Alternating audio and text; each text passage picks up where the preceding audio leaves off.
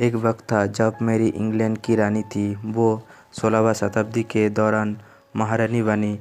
उस समय इंग्लैंड पे हालत अच्छी नहीं थी।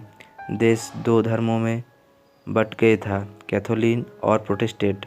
दोनों धर्म के बीच ज़बरदस्त दंग छिड़ी हुई थी। 1509 से लेकर 1547 तक हेनरी VIII इंग्लैंड की राजा थे।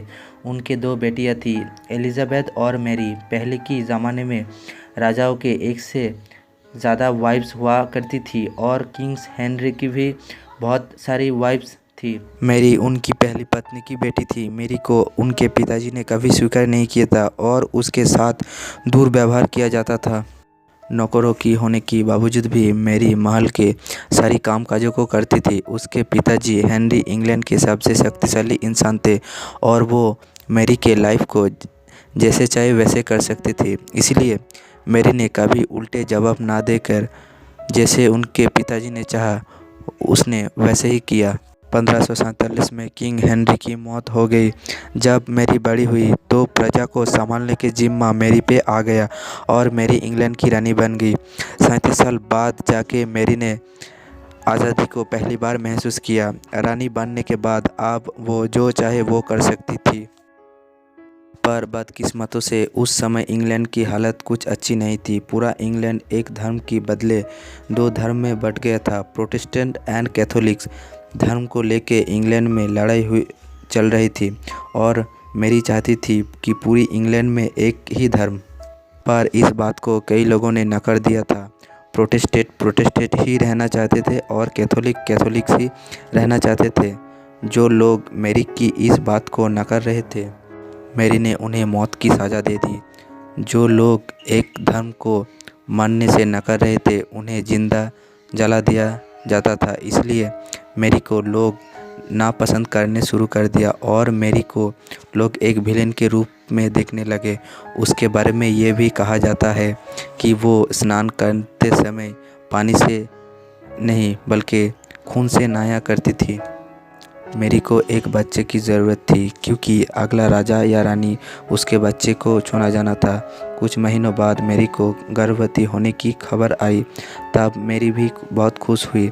पूरे इंग्लैंड खुश था क्योंकि मैरी को बच्चा अब जन्म लेने वाला था।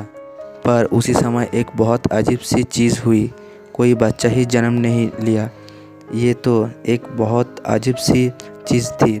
ऐसा पूरे इतिहास में कभी भी नहीं हुआ। मैरी की हालत कुछ महीनों तक ऐसे ही चलती रही, पर कुछ महीने बाद जाकर उसका पेट नॉर्मल हो गया। उस समय की झाड़-फूँक करने वालों ने ये कहा कि इनकी इतने महीने तक इनके पेट में और कुछ नहीं बल्कि एक भूत निवास करता था।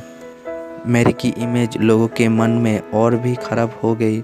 कुछ दिन बाद एक बार फिर से उस चुड़ैल ने उसके पेट में निवास करना शुरू कर दिया। फिर से वो गर्भवती हुई पर कोई बच्चा जन्म ही नहीं लिया। कुछ दिन बाद मैरी की मौत हो गई। मैरी की इमेज पहले से ही ठीक नहीं थी और उसके चाल चलन के चलते लोग उसे निर्दयी मानने लगे थे क्योंकि वो लोगों को जिंदा जला डालती थी और खून से नहाया भी करती थी। जब वो घोस्ट चुड़ैल उसके पेट में गई और कोई बच्चा नहीं हुआ तो लोगों ने मैरी को श्रापित घोषित कर दिया और इसी के चलते उसका नाम ब्लडी मैरी दे दिया गया।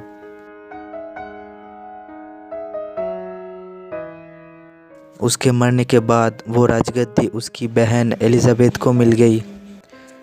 इस कहानी से हमें ये पता चलता है कि मैरी की कहानियाँ सबसे बदकिस्मत कहानियों में से एक थी। और जो मैंने आपको शुरू में बताया कि अगर आप शीशे के सामने खड़े होकर ये बोलोगे कि आई स्टोल योर बेबी तो उसे और भी गुस्सा आने लगेगा। तो मैंने इसके पीछे की कहानी मैंने पार्ट 1 में बोल दिया था।